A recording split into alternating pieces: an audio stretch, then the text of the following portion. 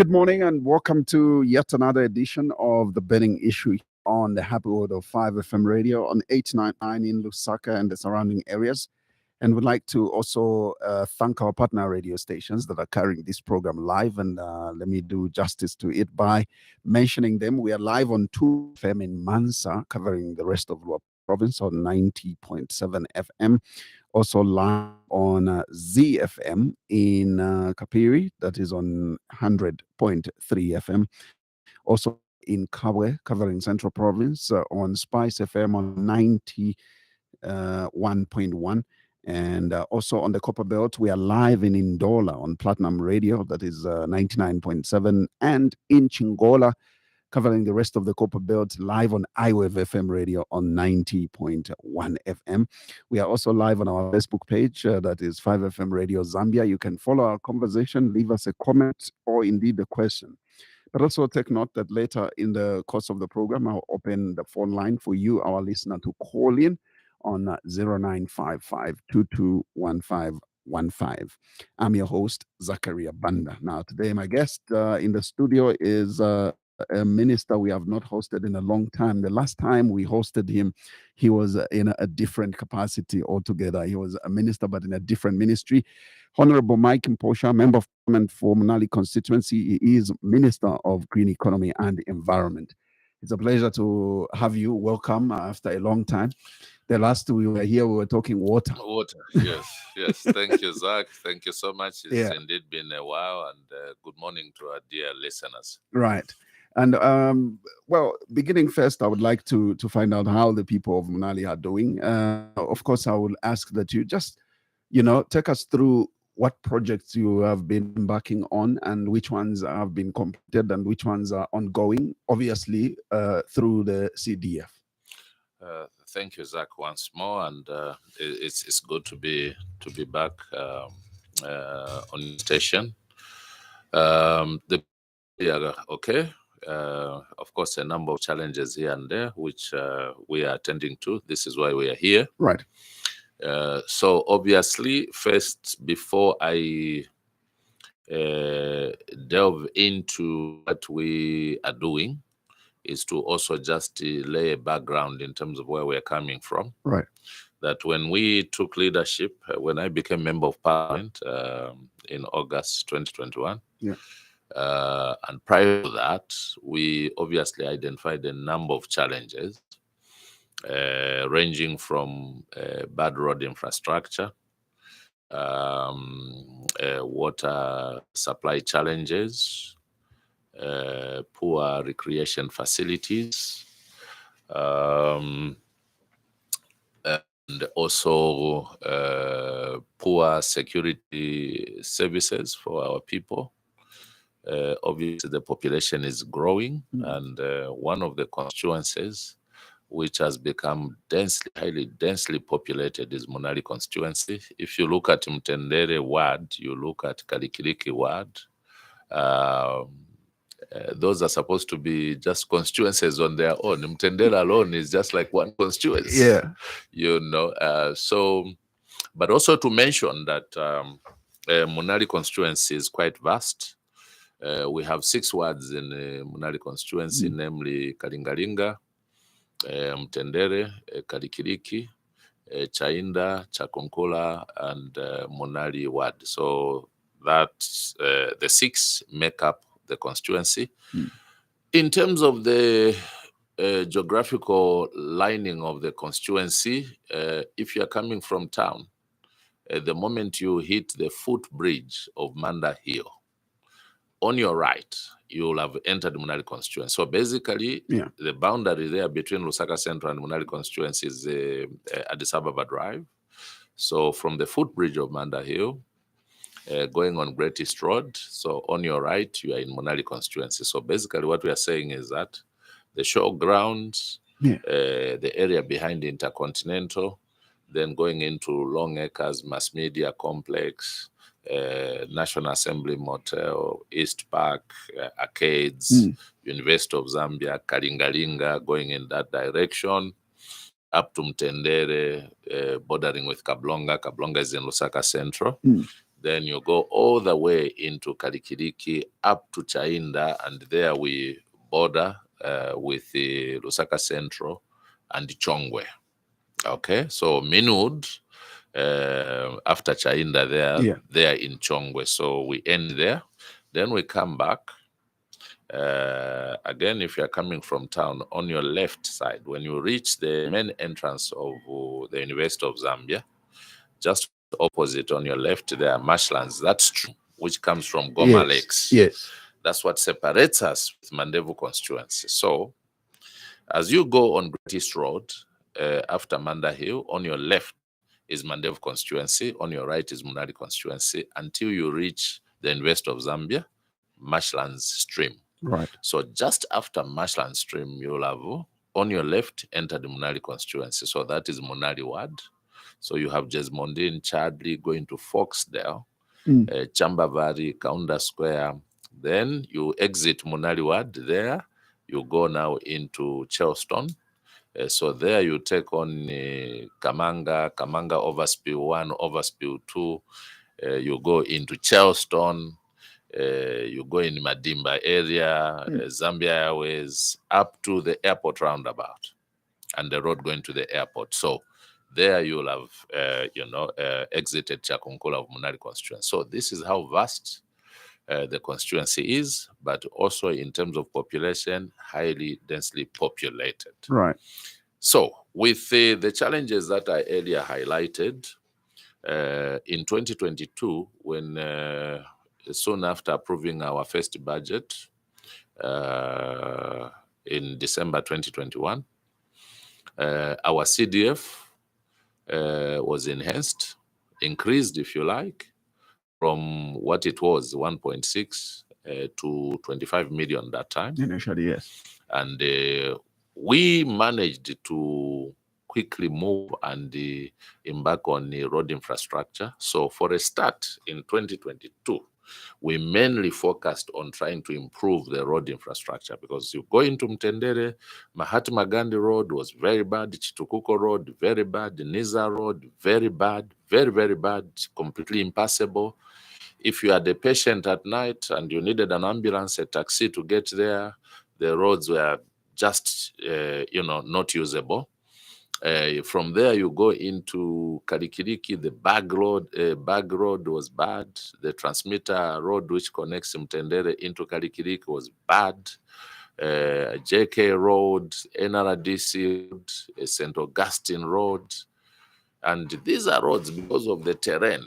And most of these areas I'm talking about are unplanned settlements. So you have water coming from Ibex, from American Embassy up there, that area, that catchment. All that water which comes from up there ends up in Karikiriki. And because, again, people have built on very close to the stream, and some of them are literally building onto the stream, on the banks of the stream. So they have squeezed that stream. So this has been acting as a waterway, natural waterway, where the water flows into and passes. So because of that, the water ends up passing on the roads. So most of the roads, and for many years, I can tell you, for about 15 years, those are roads that have never seen a grader pass there. You can check with the people. And because of that, they just turned into big, big, big gullies where water was passing.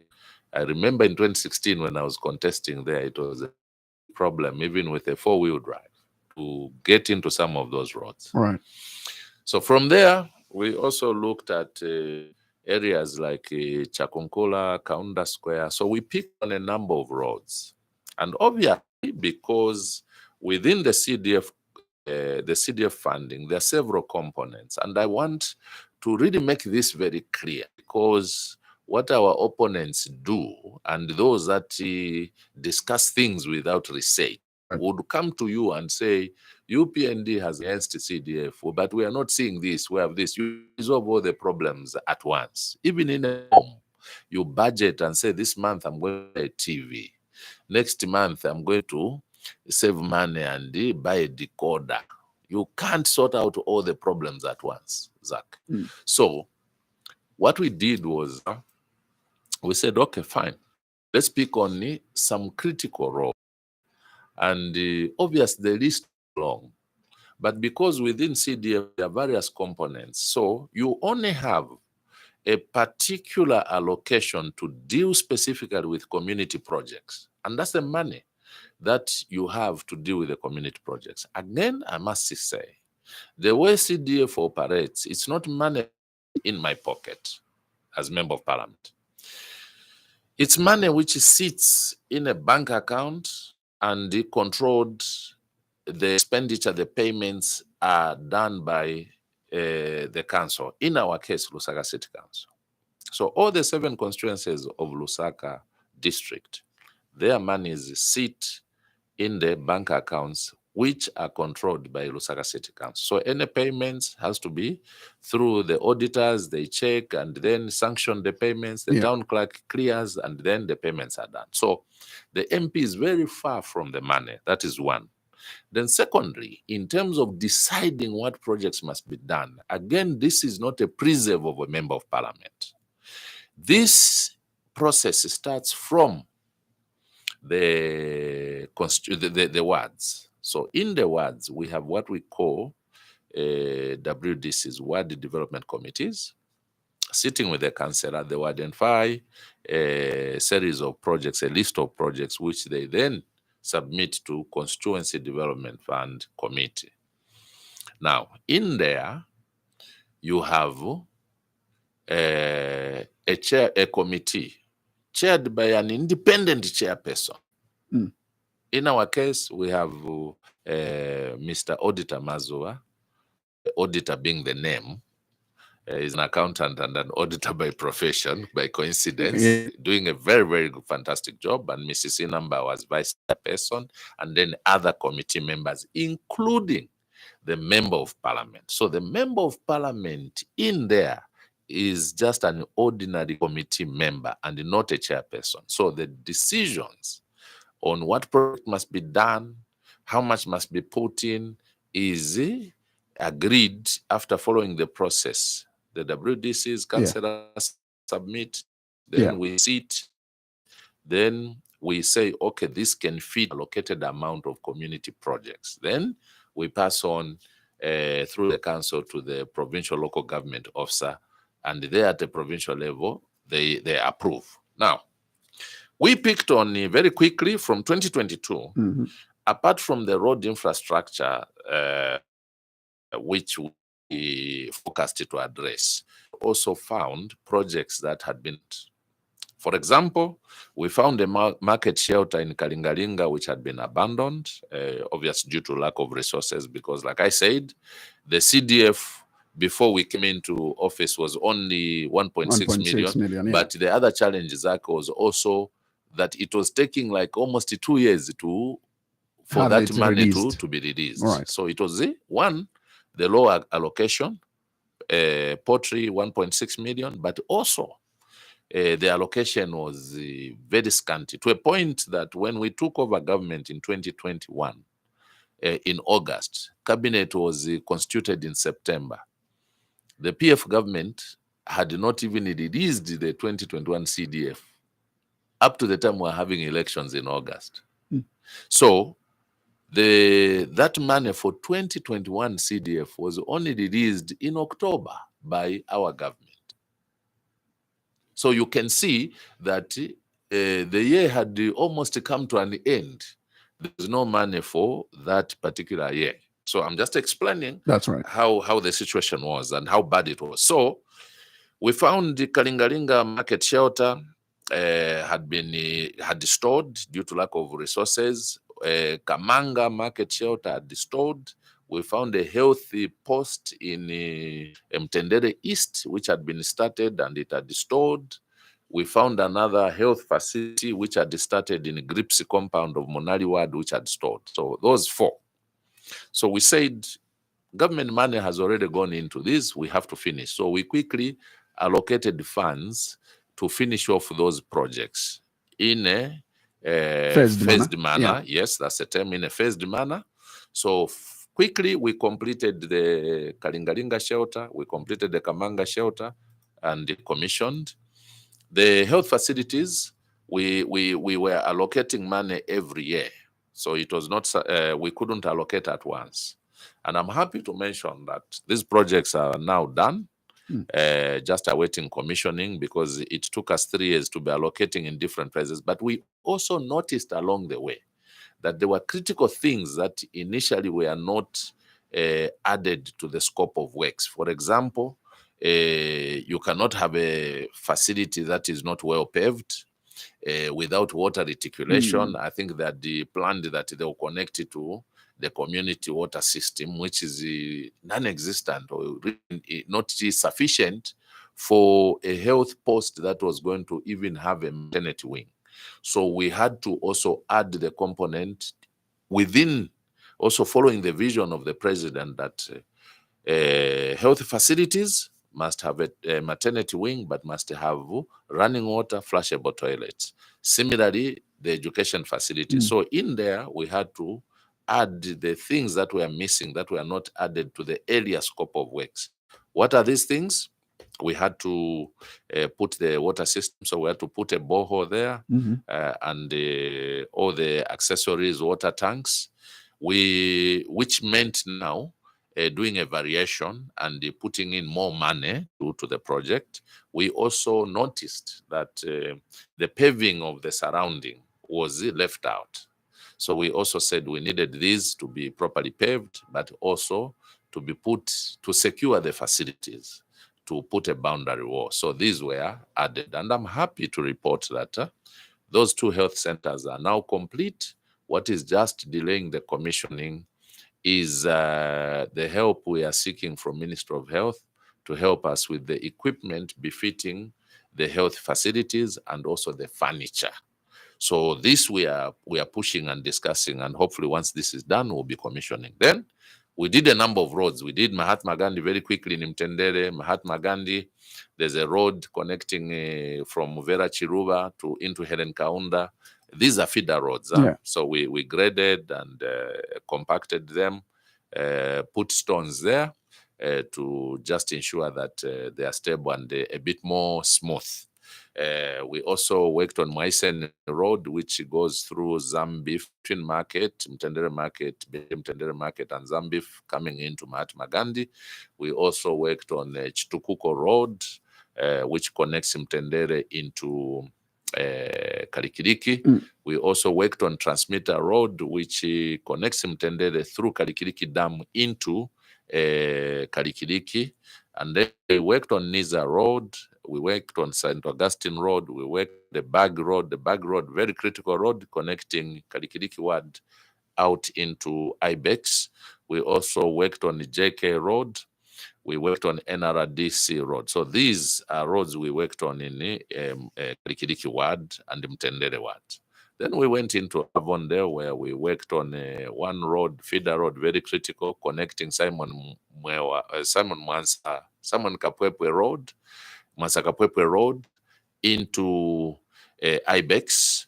And we did 1 or 2 roads there that I can't figure out now, I can't remember. We also did some roads a number of roads in Chakonkola. So Irish Road connecting Chakonkola into Chamba Valley. We did Lubwa Road connecting Charleston from the district road, the road that goes to Ngwerere. Yes. Then it comes down all the way through Charleston, through Chamba Valley, which is Munali Ward, all the way to ZNS Gate there, near there. Very critical road. So now, even those people that just depended on Great East Road from Charleston and water, they are able to connect to these roads. Then we've done quite a number of roads around Charleston Big Market. During rain season, the past years, all that area would just have pools of water. So we improved those feeder roads around the market and the places connecting the houses from Old Charleston Police all the way. We also worked on some roads behind Charleston Bazaar. So there are quite a number of roads that we did in there. We've also moved in to do some roads in Foxdale. There's a road going to passing through uplands, uplands going to Chrismore lodges. Again, we worked on that. There was a belief that someone created a myth, a story. MP will never work on this road. Look at how bad it is. It's going to a lodge of his competitor. I said, look, I'm not petty. I think these decisions are made. We need to service the community. If someone is doing a business, it doesn't stop us from working on that road. We worked on that road. Unfortunate as politics it tends to be, they went in and mobilized molasses and claimed that they're the ones doing the road. Now, again, that's the ugly face of politics. Even when you make a critical decision that it must serve the people, there will always be, people that would want to use that to their advantage. So we did another road called the Little Panda, again in that Foxdale area. And other than that, we did some roads in Kaunda Square Stage 2. Again, for the first time in a long time, that we have had to improve a number of roads from Stariro there, connecting into Greatest Road, within Kaunda Square Stage 2, short stretches of roads that would do, during rain season, collect a lot of water and people would be just passing in water. We've improved all those roads in Anchingwa area, Kaunda Square Stage 2, connecting the market, going into Hybrid Road, quite a number of them. Yeah. Now we've gone into Overspill, Kamanga Overspill, and people are telling me that since they allocated those plots, again, this is an planned settlement, so people went in. This one's farm, people went in. That was the only time that they graded the roads. And guess when that was? About 1996, 1998. That's when they graded those roads. So the roads were impassable. And we moved in 3 weeks ago and said, all these roads must be done. We've cleaned them up, graded, packed, and people are happy. They took a walk there. People are very excited and giving, these decisions you are making, you and the president, we are so happy because we had not seen a grader on these roads. So from 2022 to where we are, these are some of the things we've done, the roads we've made. Now, other than the road infrastructure, we had also... Maybe while we are at it, as far as roads are concerned, I'm also aware that, we experienced flooding. Yes. This past rainy season. And I know that Munali was not spared in terms of flooding. How much damage did the do to infrastructure that you had? Thank you, Zach. And I'm happy you raised that issue because, again, it's one that the prophets of doom would pick and say, oh, look at the roads that is doing. They're being washed away. Any road, whether it's a tarred road, that it's bound to crack due to pressure and that. And like you've already said, because of the flooding, like I said earlier, those areas like Karikiriki, Mtendele, they collect a lot of water coming from up in Ibex there and so forth. Right. So yes, we've had some of the roads that have been affected.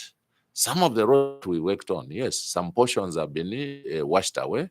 And even when we were working these roads, first of all, what we took into account was that a lot of people had built on the road reserve, meaning as you are grading and forming the road, you have very limited space on which to build to construct the drainages. Right. So these roads are being constructed with very minimal, very small drainages. So with the flooding that takes place, the water ends up passing on the road. Now, this is the problem that is really beyond the member of parliament, because until we find money to break those houses, to demolish the houses that have been constructed, to demolish the shops that have been constructed on drainages, for now, we have very, very little space on which the water will find its passage in terms of drainage. Because of lack of drainage, and also because of the amount of rains that will be received, there are portions that have been washed away, and we are looking at how we can maintain that. But notwithstanding, Zach, even tarred roads develop potholes. I'll tell you that When I took over in 2021, those that competed with me and they lost took to social media and every day going into Mtendere. Look at how bad the Mtendere road is. Look at how bad the third road going to the Ngwerere road. Look at Kapwiriomba. You know, there were potholes. These are potholes that we found.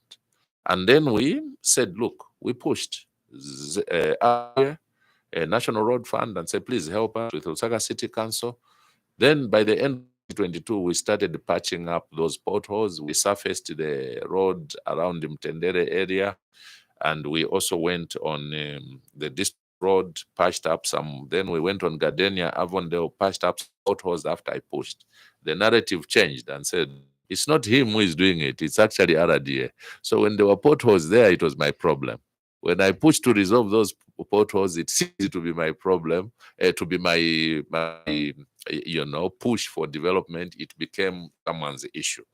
Now, even after we did that in 2022, going into 2023, as now, the same roads have cracked, have developed potholes, and I've been pushing RDA, and I'm happy to mention that as at Sunday, Friday, we had moved some materials from the Copper Belt, and RDA has moved in working with the council. We are patching up these potholes. They have started patching up, and the work is going on well in the District Road in Gwerere. We are going all the way, going towards Kapuriomba. So I want to assure people there that the small match road where we've had a big damage on the road because of the water passage there, we are working on that. In the next 3 weeks, all things being equal, all these will be patched up. So go back now to the other infrastructure that we worked on. We also added to support the free education policy, which has seen a surge in enrollments and people going back to school, which is a positive thing. And we did anticipate it when we pronounced the free education policy. So what we needed to do was to push in more money to support the schools. And we built a 1x3 classroom block at Charleston Secondary School from 2022. And we commissioned it in 2023. We did another 1x3 classroom block at Chainama Special School. This is a school for children with special needs. 1x3, that was done and commissioned. Then we've also added 1x3, which we are doing in Kamanga, I think Kapuriomba School. This is ongoing. We are doing a 2x3 block, which is a double story at Kaunda Square Secondary School. The works have started, and because of the amount of money involved, we're going to do it in a phased manner. We're doing another 1x3 classroom block at Kalingalinga School, again to support. We are building semi-detached flats for Chainda Basic. Is it Chainda? I think one of the schools. We are doing an ablution block for, I think, is it Chamba Valley or somewhere? I can't remember very well, but I know that we approved some housing for teachers. So these are some of the things that have gone into the CDF. We are also building a storage facility for medicine at Kalingalinga Hospital. Then we are also responding to the water shortages through CDF. We are drilling some boreholes and equipping them with the solar reticulation. So we're doing that in Mtendere East. The approval was done. We should have responded under the emergency. We started the other year when we had a drought. Then we had some delays. We had run out of money for the other allocations. So we pushed it to the subsequent budget year. And this has been approved, and we are moving to drill those boreholes and to just make sure that the water supply is done. Now, that is from the CDF front, and there are quite a number of projects. I'm just speaking on top of my head, right? And so much has gone in. But I want to say that we've also pulled support from government to add. Remember, again, the narrative by those that want to speak ignorantly is that government has just neglected the development, or has just pushed the development to CDF. That is not correct. Government, through the various line ministries, continues to push to play their role in terms of development, but CDF is complementing the central government efforts to attend to the direct needs of the communities. So other than what I've said, using CDF, we've also gotten money from government to do a lot of other things. For example, the resurfacing of the road, the third road at Mtendere Market was not done using CDF. We had to work through the central government using RDA. All right. Then we had to do a project, a water reticulating project from Mtendere to improve water supply in Mtendere. And that project costed us around the Kwacha to do a big industrial water reservoir there with an added height above the normal, heights for the tanks, so that we could create more pressure as the water self-gravitate to get into the various areas of Mtendere, but all PHI. That project was completed, and it's working. Save the problem of power. People have not really yet felt its effectiveness because we are not getting sufficient power supply to pump enough water. But once this problem is under control, water situations, the water blues around the PHI and the areas around there will come to an end. And people are that for the first time in a long time, we are now bathing from our showers. Thank you to the project that you've done. Other than that, the project, we also went into Kaunda Square. Another problem, probably I didn't highlight it when I was highlighting the challenges that we identified, was the problem of poor sanitation. Right. So Kaunda Square historically has had this problem of sewer, problems. So we realized that even upgrade that was done some years back, there was a project that I think was sponsored by the World Bank. They did an upgrade to basically remove the old pipes and put the new ones. But I think in the scope of works, what was neglected to be done was to also consider that the pond had grown, and even the size of pipes that they needed to put the sewer pipes should have been the bigger ones. So I think they went in and put the size of pipes, which could not really take care of the pressure as the population has also grown so much there. So we had worked on removing the smaller pipes that are connecting the manholes at the end of Kaunda Square, between the end of Kaunda Square and the trunk line that takes the sewer to the sewer ponds, to the stabilization ponds. Yeah.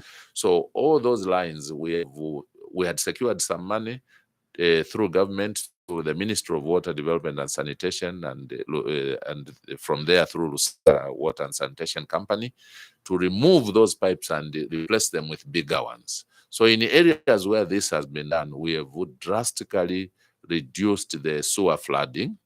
But also we noticed that the system in Kaunda Square Stage 1, the design is that we had about 3,000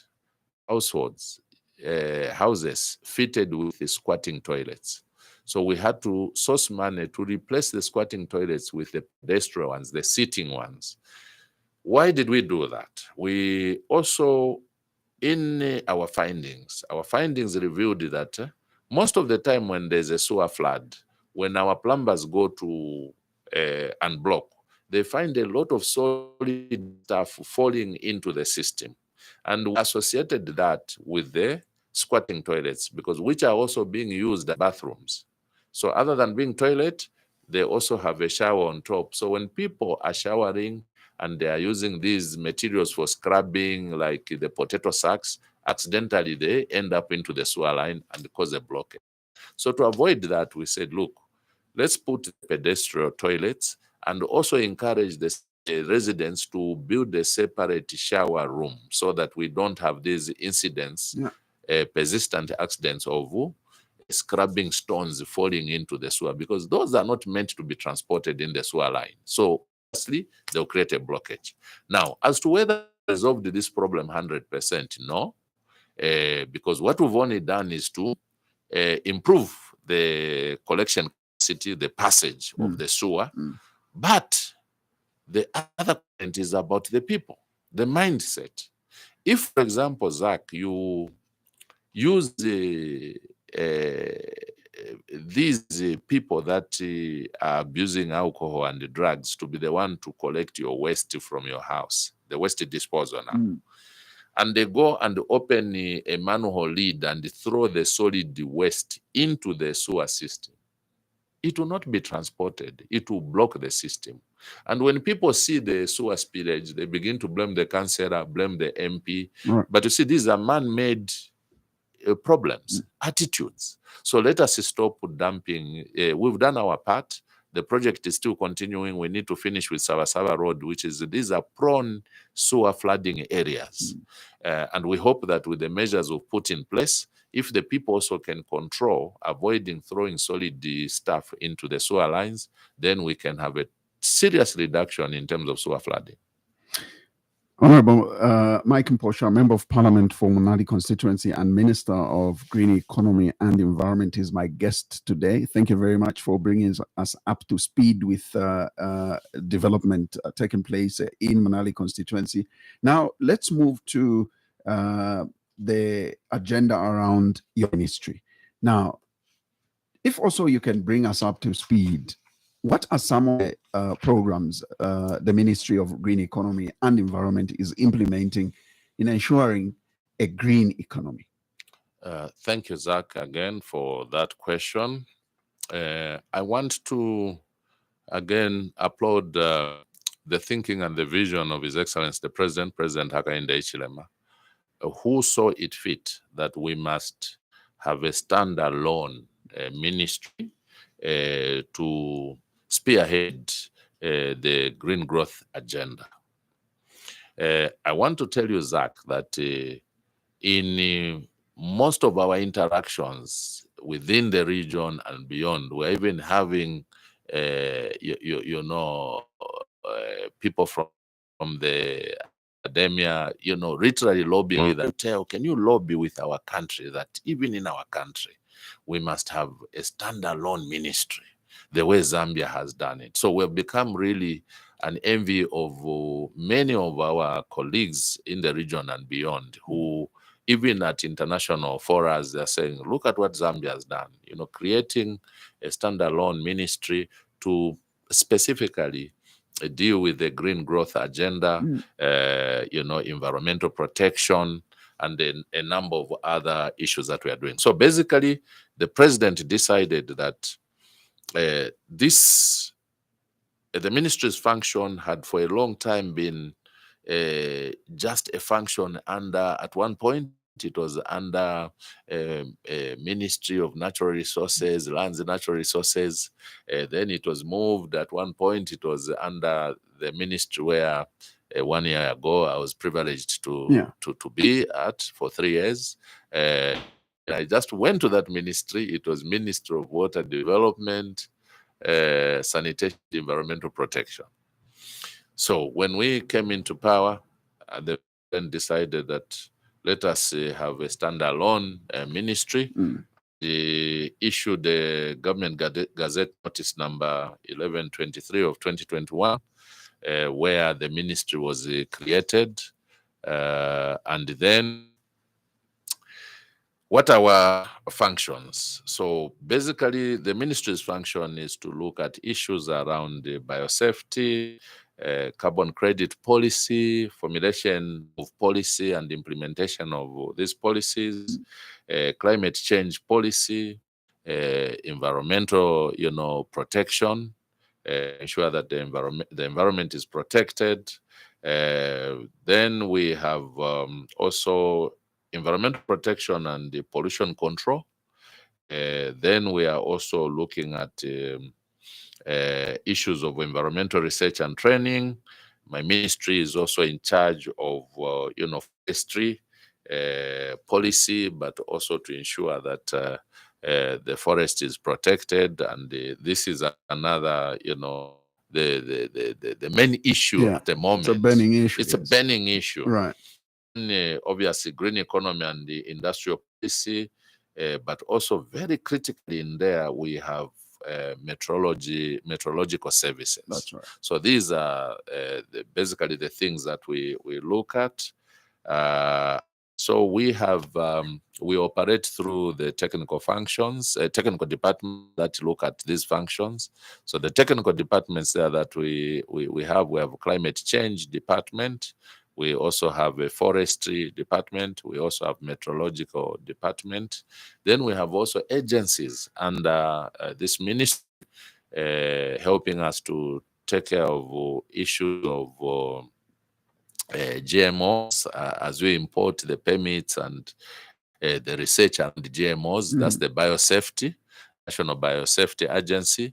Then I also under my ministry have ZEMA, Zambia Environmental Management Agency, to deal with the issues of environmental protection and also pollution issues, but also approving projects as they are being crafted to look at what impact will this project have on the environment and the other related issues. In terms of projects, we have a number of projects that the ministry takes care of. For example, we have projects around protecting the trees. We are working around fighting deforestation. As you know, the deforestation rate is very, very, very high. Right. We are losing almost about 300,000 per year of trees and land being degraded. So my ministry also through the forest department is working around protecting the existing trees, but also ensuring that the trees that have been cut off are replanted. So throughout the year, we are calling the whole year as a planting season, tree planting season. Okay. So it's running from December last year up to December this year. And we're having a lot of cooperating partners coming on board. Madam Speaker has a 1 million tree planting challenge, and she's pushing that agenda, encouraging members of parliament and other people to plant more trees. So that we are doing. We are also, the carbon trade is a new thing where companies, countries partner with Zambia to look at where we can protect the trees, where we can allow regeneration, where we can plant more trees. So they go into there and they do projects. Now, what are these projects? These projects would be ranging from community, small projects like chicken rearing, bee, honey, production using a bee rearing. Then so the issue there is to people that you can't be cutting trees to be burning charcoal. Can you stop cutting trees? Now, the question is, if we stop producing charcoal, we stop cutting trees to sell as firewood, what would be the source of livelihood? And this is where now we provide the alternatives and say, look, you can do farming. You can go to vegetable thing, you can go into smart agriculture. So we provide the incentives there. So we have projects that go into there. So we have Komako, which goes into there, encourages people to plant groundnuts, and then they buy the groundnuts to produce very nice peanut butter.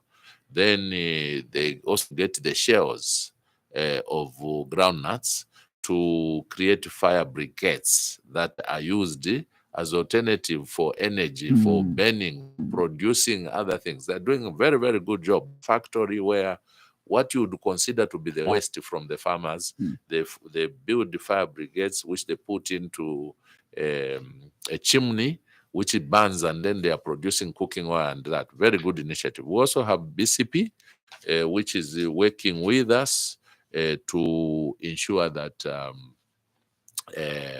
we do various projects there to support us, to support the communities in exchange for protecting the trees, in exchange for allowing the forest to regenerate. So around there, so you have carbon trade there. And now the question might be, okay, so we are protecting the trees. What is the purpose of these trees? And this is where now, these trees are very, very important, particularly the indigenous trees, because Zach, these are the trees that help us to contain, to capture the carbon, to capture gas emission in the environment.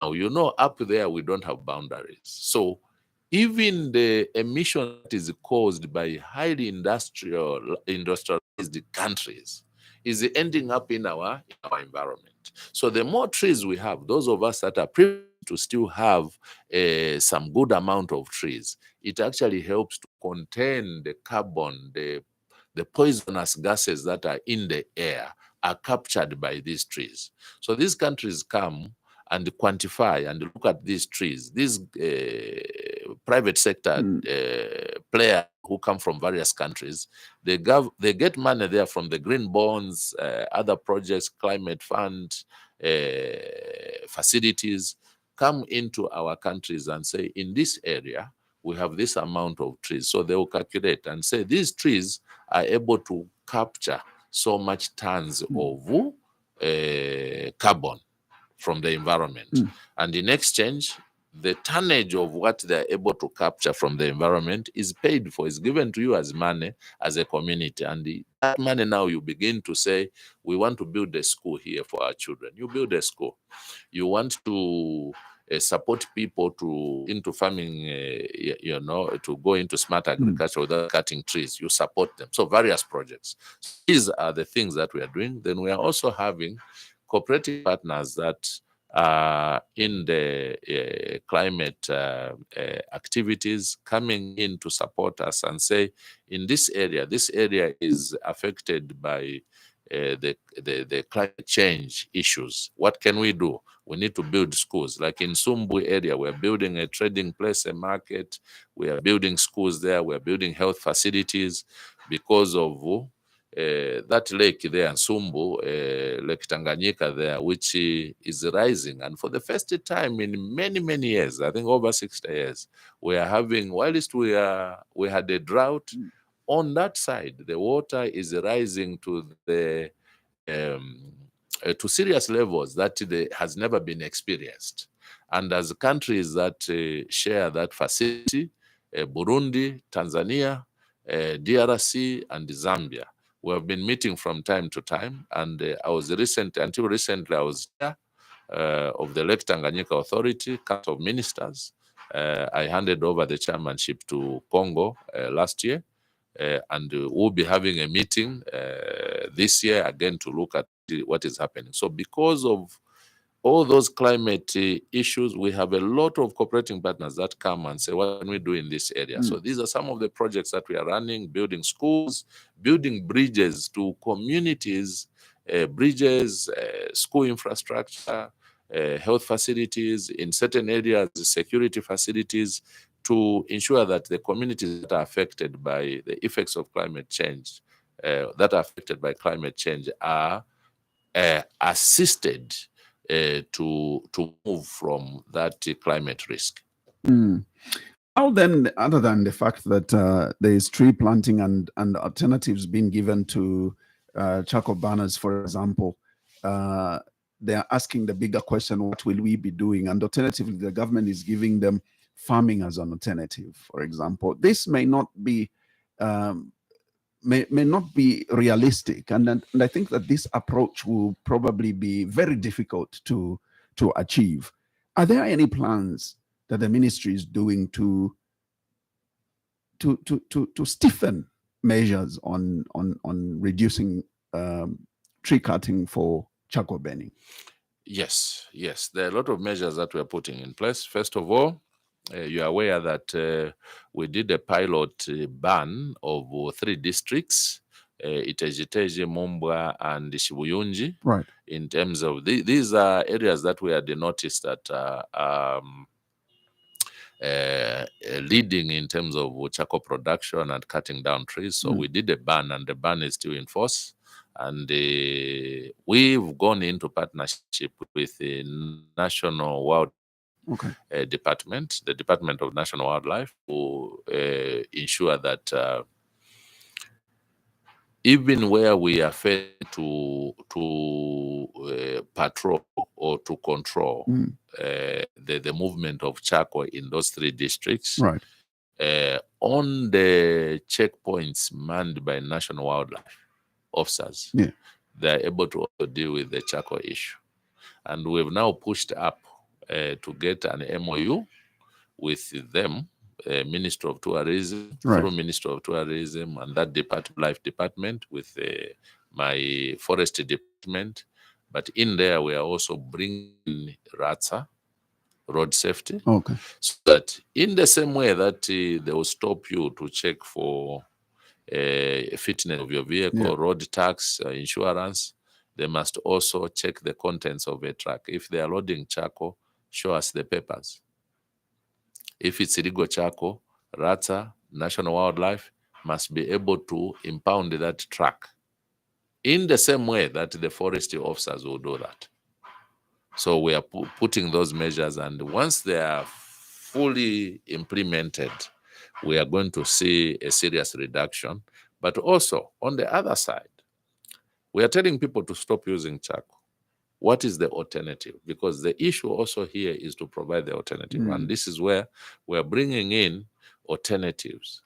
Cooking using LPG, for those that can afford. We know that it's a bit pricey, but I want to tell you that, cooking using LPG, liquefied petroleum gas, is very efficient, very effective. You buy 1 cylinder, it's a one-off thing. But now that's not the only one. For those that might not have access to LPG, or based on maybe affordability, or just not having access to the market where you find the gas, we are also saying, can we start cooking using coal briquettes? So we are bringing on the market coal briquettes in the same areas where they're selling charcoal. We have companies that have already come forward and have said, look, this will be well packaged, this is what we'll do. And in fact, it's long lasting in terms of cooking. So you just put a few blocks there and it's very clean. So we are going into those markets where they're selling charcoal and provide this. So there are just a few modalities that we are trying to put in place. This will be scaled up. So these are some of the measures that will provide the alternative. But we are also working around stiffening the law.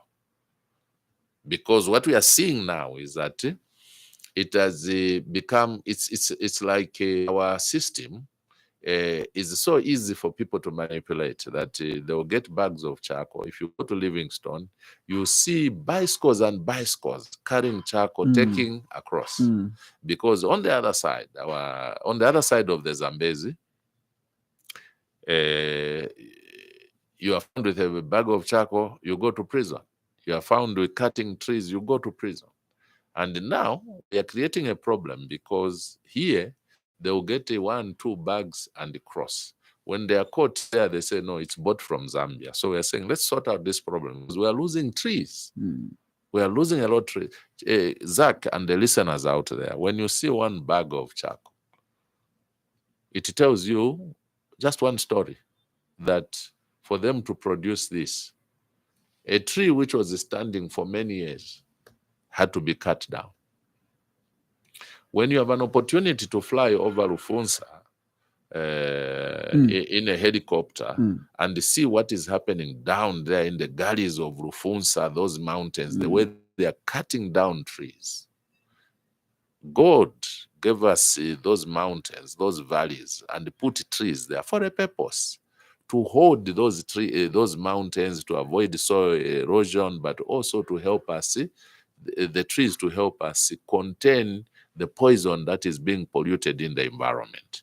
So I think we have a lot of work there to do, and we are soon bringing laws in place that will be very punitive. Once you are caught cutting down trees, producing charcoal illegally, it will not just be the issue of the fine, but let me not preempt. We are discussing, we will run it through our colleagues at Ministry of Justice and ensure that the penalties, the law that we put in place will be, as we Forest Act, will be very punitive, and that is being done. But quickly, how would you rate the effectiveness of the pilot? Very good. So far, it has really helped. It has slowed down the rampant cutting of trees in those areas. And we are looking at the other problematic areas to actually extend that ban. That I can tell you. We have been discussing this. It's been a very good pilot project, and we want to see the other districts also being slapped. And we're having a push even from our eyes on the ground, the district commissioners who are telling us, in my district, this is what is happening. If only you can do this, please, can you also introduce a checkpoint at this point? Right. But I want to confess that because of the ills of the past, we have a lot of officers that had been colluding and, getting so many trees being cut illegally, charcoal being produced. So bringing other players like from rats, wildlife, it will really help, because that collusion now between our officers from from the Forest Department and the people that have been involved in producing charcoal illegally will reduce. Not only that, my ministry is also responsible for giving concessions for timber, mukula trees, and all the other species. Again, we want a proper audit, and that's why we did a mukula ban. But also we need a cleanup in the issuance of the concessions. So I directed that we slow down, we stop the issuance for a few weeks to just check what processes are being followed in the renewals and the issuance. And that cleanup is being done so that, again, we can have a sustainable process of harvesting these timbers. Because if we just do it in a rampant world, we're creating a desert in the country. This country was not meant to be a desert, and it will not be allowed to be made a desert because of the selfish motives. So I want to just appeal to our officers and those working with us that they must align themselves to this vision of the UPND government to ensure that we do things in a systematic way. We do not want to be seeing the illegality that was done in the past continue. And I've told my officers, anyone who is found in these illegalities is gone. What have we done? We've made the transfers to move officers that had stayed in one station for a very long time, so that we kind of break the friendship that has been there with the various players and start afresh. Very quickly, move you to one important issue that has for some time been a burning issue, and just bring us up to speed with what is going on now with regards investigation of the contamination of the Kafue River by metals, and if you can also tell us if at all compensation has been done, or what are we looking at in terms of quantities and compensation? Okay, thank you, Zach, again for that question. So we had an accident on the 18th of February. So we had it was reported to us on that date. So on the night or early hours of 18th February, various ministers working together, because you see, the mining business in terms of policing falls under Ministry of Mines, but we also have a stake under the provincial administration where the accident happened. But also on our side, we are a lead ministry in terms of environmental pollution, or protection. Then we have also water, because the water bodies were affected. We have agriculture, we have fisheries. So we worked together and moved in at different times, sometimes collectively.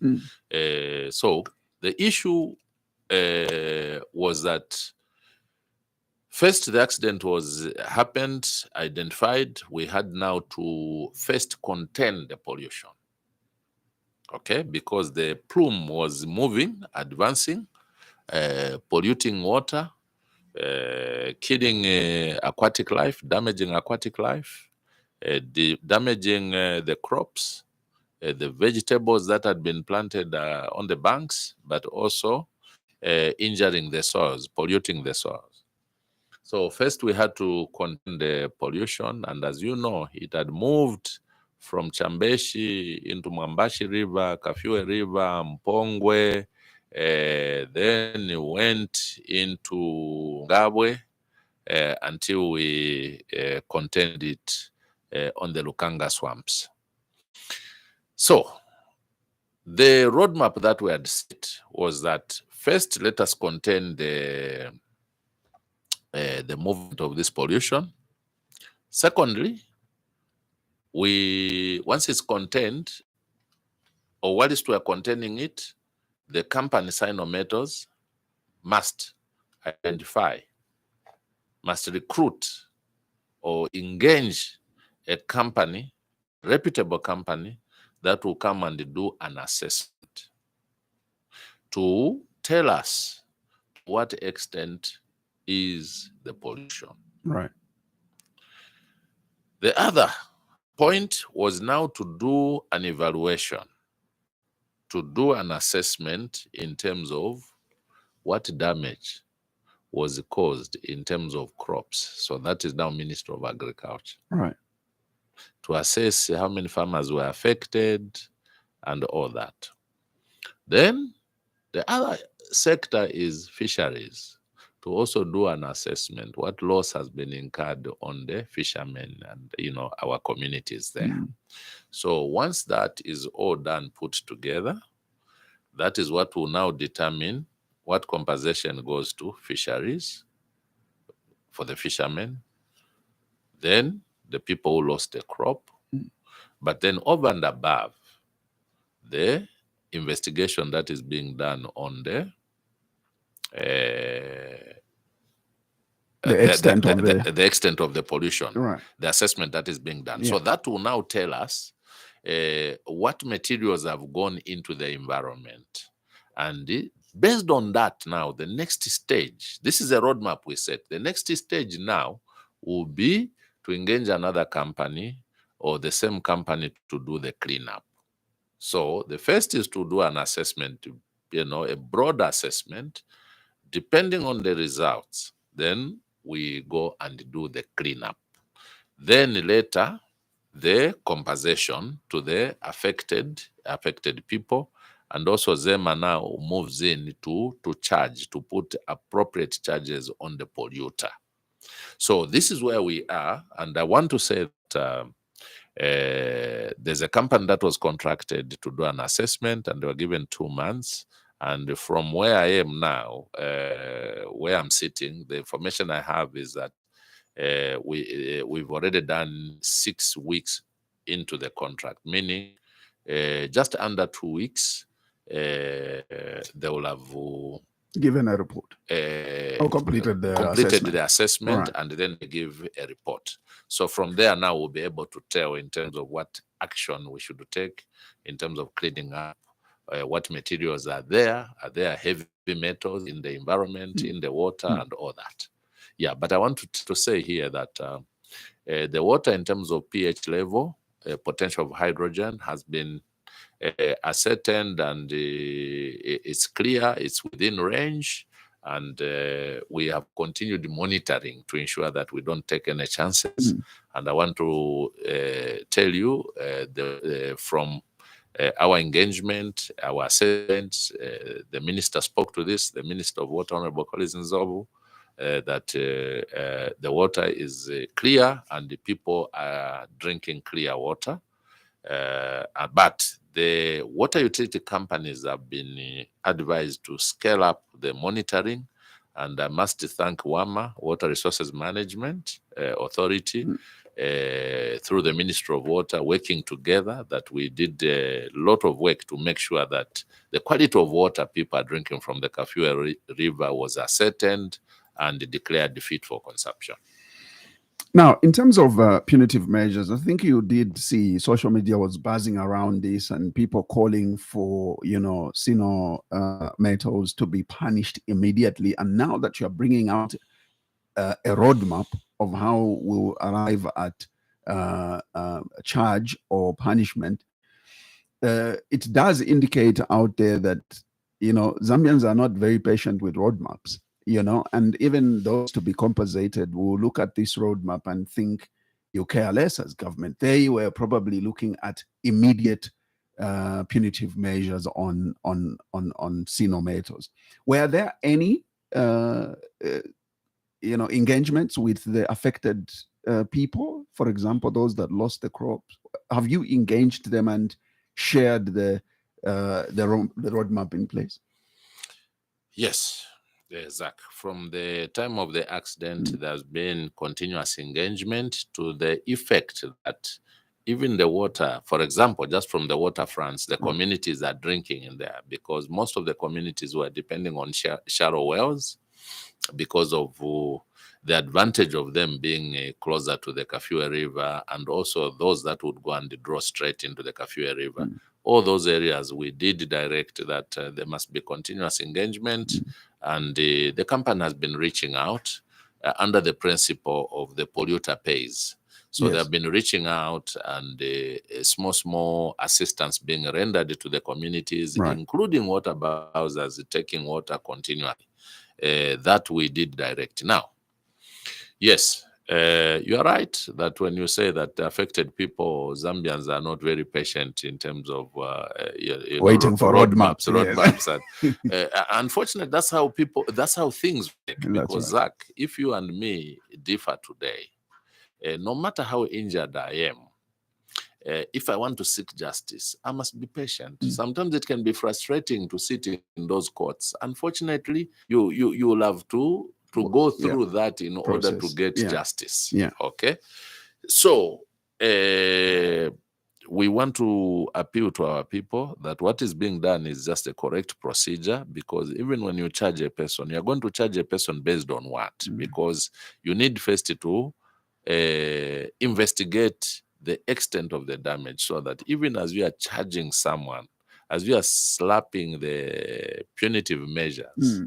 it's from an informed. It's from a very informed point. But in terms of being punitive, you see, Sinometal is a company that was in business, and just that restoration order that was issued, even to cease the operation, that in itself is a very big issue in terms of punishing.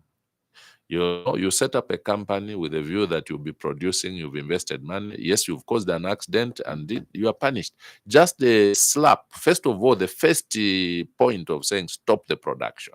To date, as we speak, that company is not in operation, but they are paying salaries for their workers because they caused an accident, and they must be punished. And that is the first punishment. And further, after the assessment, after we now conclude the investigation, there will be further punishments that will come. So I can only appeal for patience, and also for those that feel that the speed has not been appropriate, to just understand that these are the processes that we have to follow.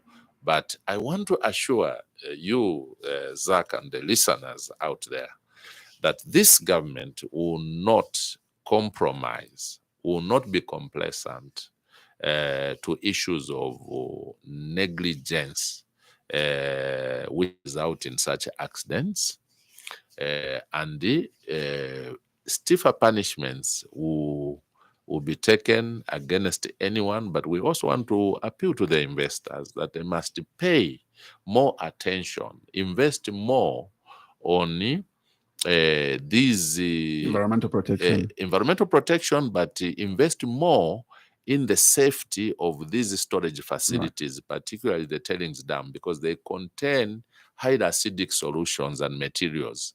And we don't want these things to be bursting and polluting the environment. So they must invest more, and we have been engaging. We have been going around talking to them to send a strong message as government to ensure that these things do not repeat itself. Accidents will happen, but we must not have accidents as a result of negligence. That is unacceptable. Great. Honourable Mike Mposha, Member of Parliament for Monali constituency and Minister of Green Economy and Environment, is our guest this morning. I'll now take your phone calls for you to interact with our guest on 0955 221515. That's the number you're calling us on. Let's take these calls. Good morning. Mauka. Mauka Banju. Ramake Angela Pagarden. Ramake Angela Pagarden. Mposha mulibwa. Nitibwe Ramake Angela ba. Bueno. Mposha. Under UPND government. Mposha government yani. Tikamba kama kuti mwaleta poverty. Mukamba ati tikamba kamba. Iyo CDF yani mukamba kuti masebenza. Kwinangu batandaula abantu bakwani maroads munangu munafaka mu magraveo bamapai papachani pa developmental pamengamu mayona. So government yatu kamba kuti makangiwa tikangala mvula na manje kukariba uko sipezeka. Elo Mposha iza matanki ya kumunari kuja ne munaendo faka muri baja bakyare diba. Chiza vintu vama community but mapezeka mwendo faka muza bantu baendako umushtatake mtonga mwamutira makadazi kuti bamumenye but nishikamba pa ma developmental issue. Zambia is a democratic country mwayona. Sifuri kukamba vintu ngati vyenda bwino. Manje mba minister ba mpinga mwambo tuma bantu kuti bandi bamumenye uza kamba kakutanaenda kamba pa manzi paja ni tabu inoso wa minister.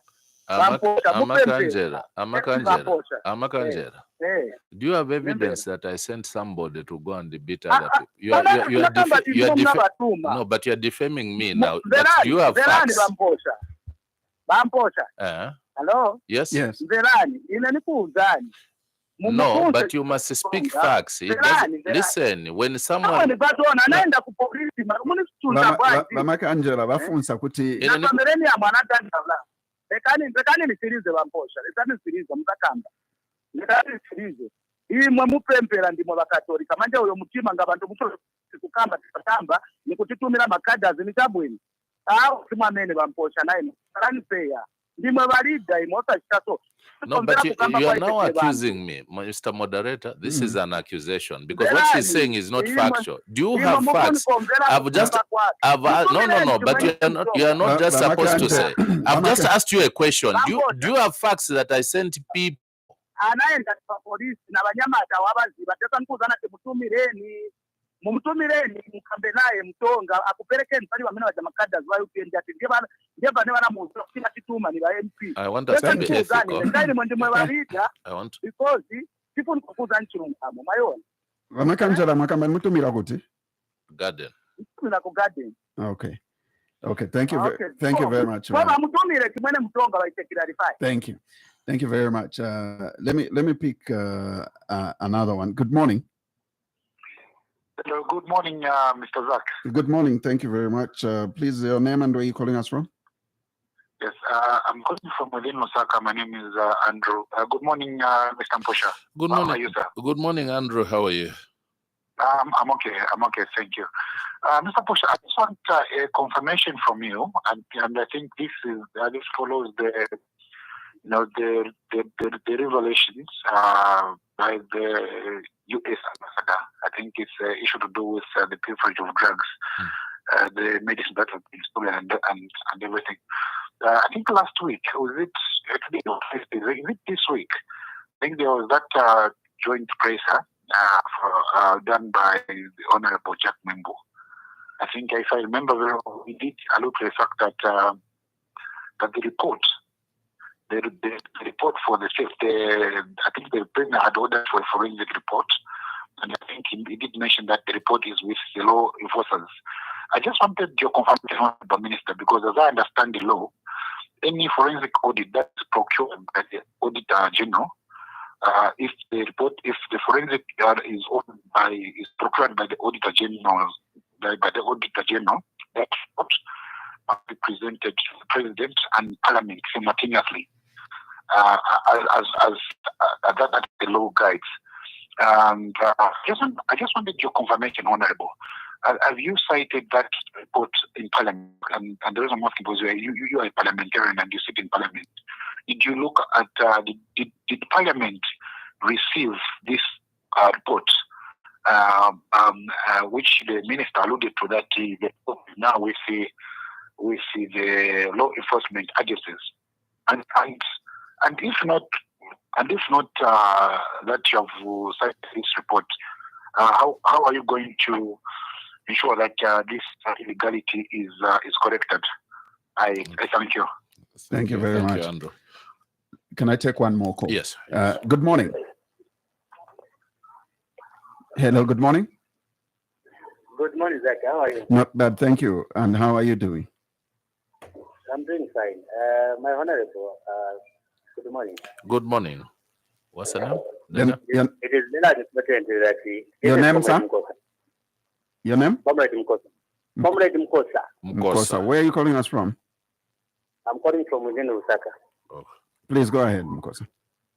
It is very important that vamene vanhu vamene kuti ndiye makata vamene vana kuchita vaukata vosa enera. They are alleging that you have been sending cadres kuli munhu kuenda uchita harass mutonga. And this nani ingani si hapo chape pene mwendera Mposha. Radio stations yonse, these people vakuisiani zina ngatimuziva. Even with millennium everywhere. I think you need to take an action. We cannot allow a situation where people can just be alleging of things which are not true.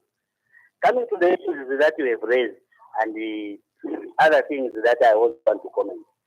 As a country, we need to realize that we are in a new dawn government. We are in a new government where we don't expect the same things that the benefits of one whatever challenges that we are faced today, we need to work on these challenges together as a citizen, as a country. The government, yes, they are there, the people that we voted for, they are there to lead the way. But it is up to us also, citizens, to help these same people that we have voted for. Like the president, we are all aware that he encourages citizens to go into farming, which we believe we can all do, because the farming is the good in the Tose tingalime unanidokta ni chani. But citizens again, kupezeka bantu wamene walizokana kuendo lima. They are the same people that are complaining wanaodula. Imagine ndi wazula bwana. You want the government to wakulimileni milisi, wakugaisireni, wakuletireni, wakukulitireni, particular what? Does that make sense? Thank you very much, Mposha. Also, I think we've lost him. But thank you very much, Mposha, for coming. Now, Honourable, you would want to react. Yes, very quickly. Yeah. I'll start with Andrew's point. Right. First of all, it's very regrettable that the pilferage of medicine, which I must say has been a thorny issue for many, many years, even including the governments that have been there before us. And it's very sad that these vices, despite the measures put in place, you remember that even the presidency had to move to go in Ministry of Health during the time Honourable Marcel was there, to just get to understand the things that happened there. And that was just a show of leadership by the president to say, we must protect the little resources that we are being assisted with. But you must understand, Andrew and Zach, that old habits die hard. Old habits die hard. The people that were doing these things are still civil servants. They could have been moved in other ministries, and they still find a way to go around things. One of the difficult things I can tell you is these people, this group called the civil service. If there are people in there, not all of them are bad eggs, but the people that were doing wrong things at that time, even when they have been moved in other ministries, they still collude with the people that have gone there, because you see, you are tapping the same civil service. And obviously, the thinking of the president and all of us said, these Zambians, whom we must not do like governments have done, where you take off, they remove everybody at a huge cost, you waste so much money. For us, we found the country at a point when we were defaulting from paying the debt. We have this huge debt to sort out. So we didn't have the privilege that we could clean up, remove people, fire people, compensate. We didn't have that one. So we maintained the workforce and said, okay, guys, this is the vision of this government. But people sat a few, months and went back to the same wrong things. And this is what we are seeing there. So, Andrew, it's really regrettable that people can continue, selling medicine, going to sell medicines that are supposed to be given for free. What this means is that you are killing people, and no leader worth his salt would be happy. I was with the president yesterday, the whole day, from 9 hours. We were partying as cabinet. We had the cabinet meeting the whole day.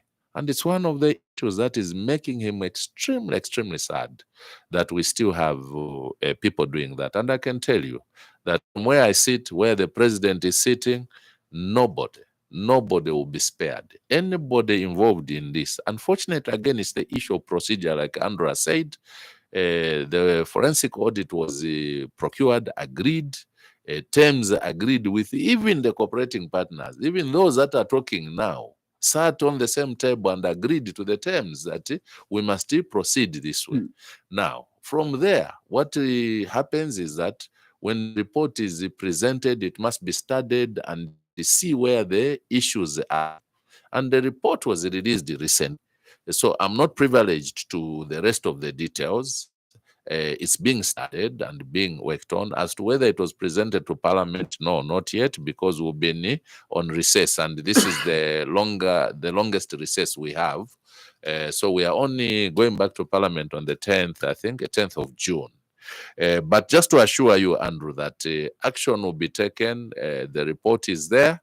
And the presidency is studying the report. Thereafter, I think action will be taken. But on the information that has already been availed to the relevant ministers, action has already started being taken.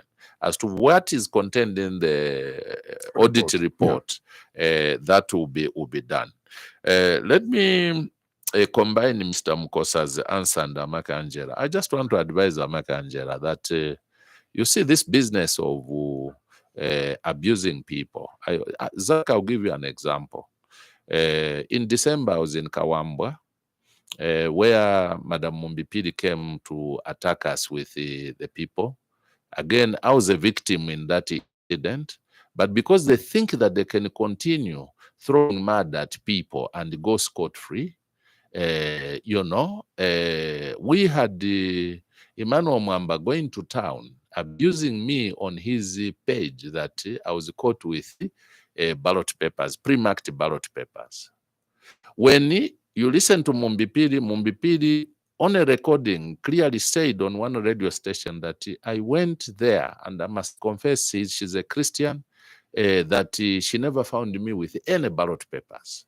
Meanwhile, Emmanuel Mwamba went on for several days. He said Mposha was caught red-handed with what? I've taken legal action. I've instructed my lawyers to sue Emmanuel Mwamba. He has disappeared from the country. Now, Amake Angela, I'll give you 2 days to call this radio station and apologize, because first of all, you have no right to say things that are not factual. I see that there's a collusion by this Mtonga Chimwene and calling radio stations like Mkosa has said. Zach, the background of this issue she's talking about, I used my own money, more than 36,000 kwacha. The community came to my office, and first I got a call and said, this borehole has stopped functioning. I said, what is the problem? No, the roads, the pump roads are malfunctional. I said, okay, give me a quotation. How much do you need to repair that? They got quotations, and it was coming 2,000 kwacha. So I said, okay. I became busy. 2 weeks passed. This, the 12 people to my office and said, oh, we've come to discuss this issue. I said, oh, you've done to come. What is the issue? That issue. I said, okay, you know what? I looked at the 12,000 kwacha to the roads, because they were using the mono pump, this hand pump. And because of the heavy usage by the community, it's every 2 weeks, 10 days, it breaks down. So I said, no, it's not sustainable. What I'll do, let me help. I'm going to buy a solar pump and the solar panels, install it there. I'm going to get some tanks so that we pump into the tank. And from there, we are going to do what? We are going to have water being supplied to the community. So I spent money there, my own money. So after we put the solar pump, the panels, again, Zach, we had to put the solar panels on top of the roof, secure them in a yard of someone, the house which is next to that borehole. We couldn't put it in an open place where in that community it was going to be vandalized, okay? So now when we did that, the same people that are being, hired by people to damage a good name, when instead of thanking me for what I did, they went around and said, no, I've connected water for just one person. This water is just meant for UPND. Then I cried. I said, no. The issue is that we only put the solar panels there for security. Then community water, my brother, you cannot put it in an open place where people go and vandalize the pipes, and also maybe they can throw dirty things in the water. We said, let the tanks be secured inside the yard. We've put taps out for people to draw water. Right. Now, what did us to, we had about 3 weeks or so delay because we had to build a base where the tanks were going to sit, because this is 5,000, 10,000. Right. But we needed 20 days for the concrete to cure. During that time, they changed the narrative and went to town with all this propaganda. Now, this woman, Make Angela, claims that I sent people. Never a violent person myself. But it's a thing that is being orchestrated. And I want the recording of our phone call, and I'll ask my lawyers to write to the radio station. I want her, within 2 days, if she does not apologize, we'll go to court, let her prove, because not that I'm angry, but I think I want to set a tone that we can't have adults going on social media, radio stations, and abusing other people. I'm not a violent person. I never sent people to harass Chimwene. Chimwene abused my name, but I would rather it change. Let me take this particular call. I've got Madam Mombipiri online. Yes. Good morning and welcome to the program. Good morning, Zach. How are you? I'm fine, thank you, Madam. How are you? I'm fine. Honourable Mposha, good morning. Good morning, Madam Pierre. How are you? I'm very well, thank you. I'm blessed. Okay. I hear you have said, Nadini Pangiredia Shinera Mposha. I would like you to tell the nation while I'm holding on, Shina Mipangire, Nainengishibe, so that if you need to be, Ganadini patient, they apologize. Is she still there? Madam, are you still there? Still here, I want to, when he answers me, and I swear on the land of the Falkland, Shina Mipangire. Did I say that? I think what Honourable said was he made comparison of two different statements. You on the hand, you said you did not find the Honourable Minister with any ballot papers in Kawamba, while on the other hand, Emmanuel Mwamba was saying Honourable Minister was found with ballot papers. So he's basically clarifying to say. When I speak, how can you make a comparison? I didn't make that story. That's where I want to go. It's not me. He knows himself. I didn't make that stop. But for him to even get me arrested, it's him and this group who got me arrested. You're actually speaking. You're actually, Madam, just let me finish. Being his long time friend, his neighbor, aya mukumupapata Mposha nga walikwata omutima walishiba kibali abayiche badira ndeti abufi. You should have done the needful, but na alikwelela and have moved on. And she was complaining the other day. Mposha genuinely, uncle, you don't even want to look at him. Innocent. Ule Mposha, Peter. a politician when I not extend to innocent people. As I conclude, Chimwene Mutonga, we are let's while even a politician, in they are using your name. What I can advise you, take interest. Offended Chimwene Mutonga, we are calling our police because it's been reported. Those cadres are to the authority because they are using your name. They office. Why should they go to the office? Show leadership. Which office? Thank you very much. Which Thank office? you. Madam, before you go. Which office have Yes. they? Which office? Where have they been called to go to the office? Which office are you referring to? The Awama Kadazi. Yes. Abalea Mkweba Chimwene Mutonga. It's you, Honourable Mposha, who has sent them. Next, Apokolabadi later yesterday, Chimwene Mutonga called us on my program. That's what he explained. Those cutters were called at the police where Chimwene Mutonga reported. Then Abakonkera Chimwene Mutonga at his work business place at Wise Kuma offices Yesu IRUPNB. That's why I'm saying, Honourable Mposha, because you don't know who is using your name, take interest because you know for that they are using your name to deceive you. Make a follow up. Ukonte Chimwene Mutonga nicely.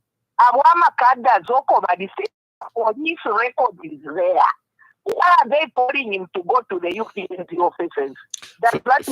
First of all, he has reported the matter to the police, and the police. Okay, can I go now? Yes, please. Yes, please. It's fine. Thank you very much. The matter has been reported to the police, and you know, as a country, colleagues, we must deal with serious things. Zach, from what I've reported, here is an individual who is putting this money. This is my family money to help the community. If you go to that community now, the people are very happy. They are drawing water. They are very happy with what I've done.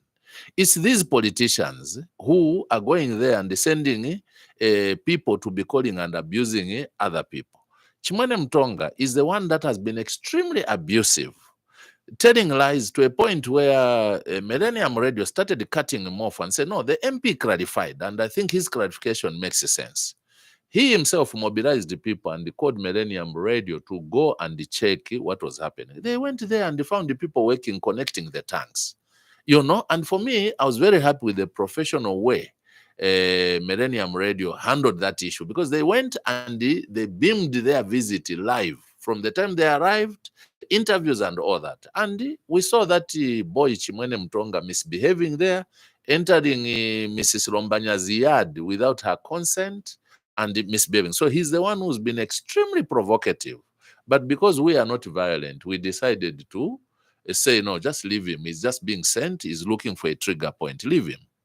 His colleagues warned him there that these things that you are doing, you can't be abusing the name of the president, the name of the minister in vain. Can you control yourself? Then he rushes to the police. Now that he's reported the matter to the police, what do I have to do with it? Let the police have summoned those people, let them interview the two groups and get to the bottom of the matter. I don't have to follow Mutonga myself to do it. If those cadres say they were sent by yourself, you should expect a call from the police as well. No? Exactly. And my thinking is that when they report there, they should tell the police who sent them, and from there the police will call me. But for me to start following Chimwene Mutonga, today I should follow Chimwene Mutonga, I should follow Amake Angela, I should follow this one. What am I going to work? Can we stop being petty? We are busy, we have things to do, I have a big constituency to run, I have a family to run, I have businesses to run, but I have a country to run. Have you consulted with Madam Mumbi? Okay, now let me tell you. Because she brings out quite personal issues now. You don't even say hello to her own family. Okay. And your neighbors. I don't have a problem. And you go to the same church. We go to the same church. I don't have a problem with her myself. She has issues. I think for me, I don't want to reduce this interview into her. I know. You've already seen how she's trying to twist the facts. Here I was saying, Madam Mumbi Pidi, on record, she was speaking to Chilala of Millennium Radio when that incident happened. And she made it very clear that I don't want to lie. When I went, I followed Mr. Mposha there. I did not find the purported ballot papers. I just found him with the UPND t-shirt and UPND registers. That's all. And it's on record. Now, while she was saying that, a person who was on the ground who followed me says that the people that are running the PF pages went to town and said, I was caught with the ballot papers. It did not end there. I went to Petauke for a by-election. While I was there, my father-in-law passed on. So I withdrew from the by-election. I came to mourn my father. While I was at the funeral house, PF and Tonse people went to town claiming that I was at Plateau Lodge in a room with Garin Combo and ECZ officials to try and distort the results that were being expected in Petauke Central. And the people that were reading social media, some of whom were at the funeral house, said, you people, is this how you tell lies? This man, we are seeing him seated here among his father. We are here in Kaunda Square at the funeral house. Now, the point I'm making is that you can't go on. I've decided to sue Emmanuel Mwamba. I've given instructions, and he's disappeared. No one is receiving our notices because he's decided to stop anybody from receiving documents and is nowhere to be seen. This Makangela who just called, it's a continuation of telling lies. And I'm giving her a chance. Within 2 days, I'll be monitoring. If she does not call this radio station to retract that statement that I sent people, it doesn't mean, Zach, that when you hear people make an allegation about somebody and say someone has run mad, then you go and say, I heard, yes, that you go on a radio station. If you heard someone making an allegation that Mr. Mposha sent people, and you come here on a radio station that is widely listened to and make that allegation, for me, it's not about the people who have told her. It's her who has called here and said, I sent people. Now you are creating an impression that this man who is a Christian, like she has said, this man who is a minister, this man who is not just a minister now, have a track record, Zach. You know where I'm coming from. Served this country as a councillor, deputy mayor, mayor of Lusaka, diplomat. You can't just come and because you are being used or whatever to come and make an allegation like that. So I just want to appeal to her. Like Mr. Mkosa said, they have been calling several radio stations, but because you have been brave to come here and say this, I want her to just withdraw. I'll forgive her. If she's not remorseful, in the next 2 days, if I don't get that, she will receive our summons. We'll look for her. Let me get a few calls. Good morning. Hello, good morning. Morning. Thank you very much. Your name and where are you calling us from? Yeah, this is King Freddy from Madido. I'm making Mposha. We're not King Fred, Risha. We know I'm making Mposha. I'm making Mposha. Kuchongwe Kurisha. Kuchongwa kulise wino zote three wino isala tatwa kwa sana ene government infrastructure munomba Madido and you are neighbors within close me that you bring water na nomba mesha munomba Madido. Abana bala walking more than 6 meters ukuya kuma kapiriomba kuma kuno kuma Obama kuma ranchi we work every. I just want to talk about the issue about the community who can see Pamumbo at the same time I'm a junior demand Pamumbo. Number of work who can you mind via Mukusam Fisha Ama Yavo Makopa Yavo Mukanchivia. And then Kanchivia Liverpool intimidated if Fumopova Pira Kumba Imani Yavo to inspect Mukamonamish. And if I have them to inspector, which is not necessarily avant to know the Amish. Number no Mopuna Federal if you want to Torin one nation can see. So I want to know what you look up from Amish, which is Sunday. Atiniquisa, Kuri Sunday Chanda Kanchvia. Kuri Sunday Chanda Kanchvia. Which river? Which river? So Kanchvia. Okay. Kanchvia river. You can see Mumana. Okay. So now to look what one I also provided so one mission can see the government well noted. Well noted. So to papa to the from case expect you can Thank Okay. Thank you very much, King Fred, for that. Maybe could you respond to King Fred's complaints on water and, of course, yes. King distance Fred, that is being made for the kids to access education. So Madido and the Obama, these are neighboring communities Right. on Kamanga area, but they are in Chongwe. Okay. Constituency. They're under Chongwe constituency. Okay. Yeah. So what I can only do is that we are one government. So I'll speak to my neighbor, Honourable Sylvia Maseo, about that. In fact, I was talking to her about the roads there. She's doing a very good job on the other side of Chongwe, Silver Rest area. They're grading the roads. Our friends bought the road equipment. Right. So when you go to Chongwe, opposite Ratsa there, so many roads have been done for the first time. Very good. So I was actually talking to her yesterday that I saw it's there, but can we maybe see if we could be done around Madido, because I've heard the people at Madido, Obama, they've been complaining about the road. So we chatted yesterday. In terms of water, I'll add, I'm meeting her tomorrow. We are going into her constituency for some inspection. So I'll have an opportunity to also raise this issue of water in Obama and Madido. Right. Then the Kanchibia issue he has raised, a very good point. We have taken note here. I have my officers behind me here. They're taking notes. We are going in a field trip soon to Central Province. Right. But to be with also, if I don't go myself, we'll have officers from the Northern Security going to have this checked. So thank you, King Fred, for raising this. I'll follow it up also with your MP, Honourable Sunday Chanda, but there will be a team which will go there and stop to this. Indeed. Yeah.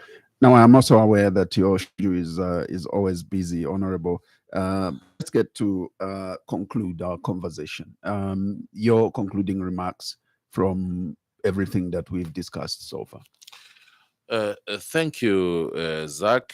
Just to say that we have this burning issue about the pilferage of medicine, which was raised by my brother Andrew. Very, very good point.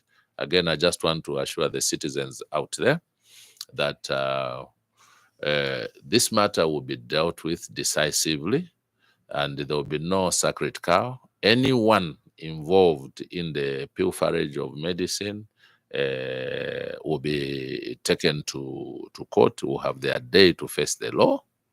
But also just to touch on one point that probably we didn't touch on, the proposed amendment of the Constitution. I want to give you feedback that we are very, very happy with as government. Maybe you can also add the amendment to the biosafety. I think there was yes. Yeah, you okay, you wanted to us to talk that. Yeah. The processes are going on. Sadly, it has taken a bit long, but Okay. I want to say that the consultations have advanced, and I think it's just the issues of clearances. The last time I checked, it was the issues of clearances with the justice. I must admit, it's one issue that has taken a bit long, but I'm looking forward to having it cleared. I wanted to also talk about the proposed amendment to the That's Constitution, right. and I think government come up with 13 points of the areas that are proposed to be amended. And I want to say that the feedback that we are receiving from citizens, church bodies, and the different people is very, very positive. First of all, both those that are going by the proposals, agreeing that they are non-contentious and they are necessary to be attended to. But we are also happy with those that are opposing, because obviously a debate must have two sides. Right. You can't have a debate that just has one side. But That's just to say, to assure the citizens that this government means well in the proposed amendments, because they are meant to clean up certain issues. For example, when you talk about delimitation, I was here talking about how densely populated my constituency is. I didn't even talk about the other points again about recreation facilities. I talked about the challenge, but in terms of what we are doing, we are putting up recreation facilities at Kaunda Square ground. we are also working on Magandi ground. Now, these are grounds that for many years have just been bare and, raising dust. But we've moved in, we've put in money to build football pitches that will be planted with grass. We've already drilled boreholes there to ensure that the grass is watered. We've also erected boundary walls so that the games are played in a conducive way and in a conducive space. And we are also putting the washrooms, the change rooms for the first time. Why are we doing this? There's a lot of talent in Munali constituency, and we want to continue tapping on this talent. Already, BB11, Banda, you know where she came from. Yeah. She came from those grounds, those dusty grounds, Kalikiriki, Matimagand. And I'm very proud of her and her friend Kundananji, because when they have time, they always come there to interact with us. And we want to ensure that those that want to continue improving their talents, their skills, they should do that in a very conducive playing grounds. Yeah. And we are pumping money in there. Once we finish these two grounds, we are going to the other ones, Mkolo and, Kalikiriki grounds. So the issue here is that the people are assured that we are continuing to address the issues that we promised to them, the many projects. Sadly, we cannot do everything at once. We deal with things because even if we had a lot of resources, even if we had to take the whole budget of the country, Zach, to put in Monali constituency, you still not do the same things, because you will not complete everything at once, even with enough money, because it's one thing to have money, but also the consumption to ensure that the projects are implemented at once, the procedures. You still not do those things in 1 month, even if you had the whole budget going in one constituency. So the issue of money, and when I say that the CDF, I said it earlier, CDF has several components. So now we are sitting at 36.1 million kwacha per constituency. It's not the whole 36 million that goes into the community projects, physical projects. No. The other money goes into bursaries, the skills, the loans, the empowerment programs, the grants. There's a disaster component there. There's certain money that is kept in case there's a disaster. Then there's a certain fraction that specifically deals with the community projects. So it's not the whole amount that goes into the projects. When you say that, people go and make headlines and say, Mike Mposha said the CDF is not enough for development. Even the whole budget of the country cannot be enough to sort out our problems.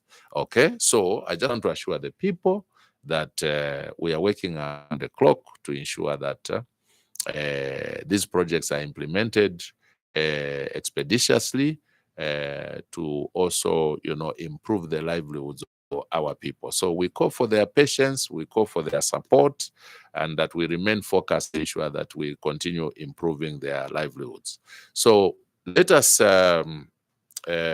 continue together as a country, but also just to say what I've said, that people that have a habit of maligning government, maligning individuals, must check themselves, because we're having people now being arrested, and you can't blame the law that the law is being harsh.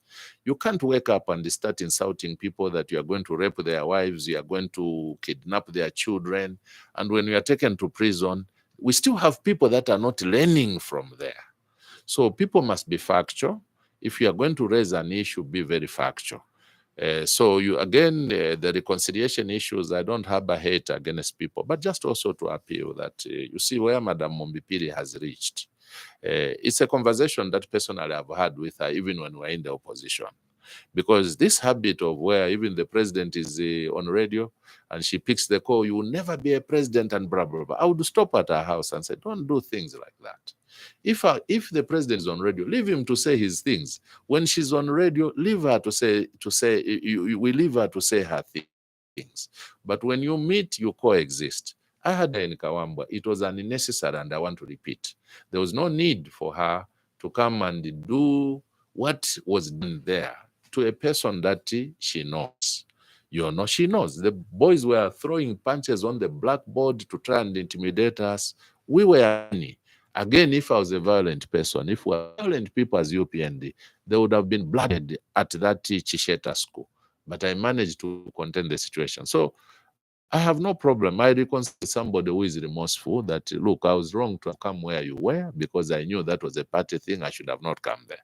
The rest is history. So even the arrest that was done, it's not like we followed her where she was camping to go and arrest her for no one. There was an activity, a very bad activity that happened. There was a robbery that happened. Unfortunately, I'm not the one who charges people. Mine was trying to report that this is what has happened to us. That's all. What the police decide is not my issue. So I'm ready to reconcile with anybody. In her last statement, she told the Hot FM that I must reconcile with my mother. I lost my mother when I was very young after completing my grade 12. And you have a national leader telling me she knows. She knows these facts because we stay in the one area. Then she says on Hot FM and says she should go and reconcile with your mother. Now, that bitterness of losing an election and thinking other people must not be leaders, she must heal. And then the rest will be okay. For me, I don't have a problem. So thanks, Zach, for inviting me on that note. Yes, we haven't spoken in a long time. We have not spoken in a long time, that we... but I want to thank the callers out there and also those that were just listening to us. That's right. That we mean well for this country, we mean well for our Munali constituency, but we also mean well in the proposed amendments. I was ending on a point that I earlier told you how populated Munali constituency is, highly populated. And if this 36 million kwacha we have now, if we had the sizable constituencies, if Munali was in a well-sized, arrangement, you have a lot of things, visible things happening at the same. But because we have to do one road in this place, 2 roads in this place, 3 roads in this place, it takes time for people to see what we are doing. If you were to choose, would you choose that it be delimited? Yes, it's in fact, if the Zambians allow this to happen, I have no doubt that Munali constituency will be one of the first people, the first constituencies to be considered. I think we also have Mandevu, we have Matero, Kanyama. These are quite big, and in terms of numbers. So thank you very much for inviting me and for hosting me. Thank you for coming, and we appreciate your obviously your conversation with us, and thank you so much. Great. Well, that's all we had for you today on our Burning Issue Thursday edition. And of course, I must say that I'm grateful to you, our partner radio stations, for having carried this program live. Tuta FM in Mansa, thank you very much. Z FM in Kabiri, Spice FM in Kabwe, Platinum Radio in Ndola, iWave FM in Chingola, and of course, Muchinga Radio in Chinsali. And of course, to the rest of you, our listeners, thank you very much. All we can say is take care of yourselves and more of each other. Bye-bye. Tune in next week for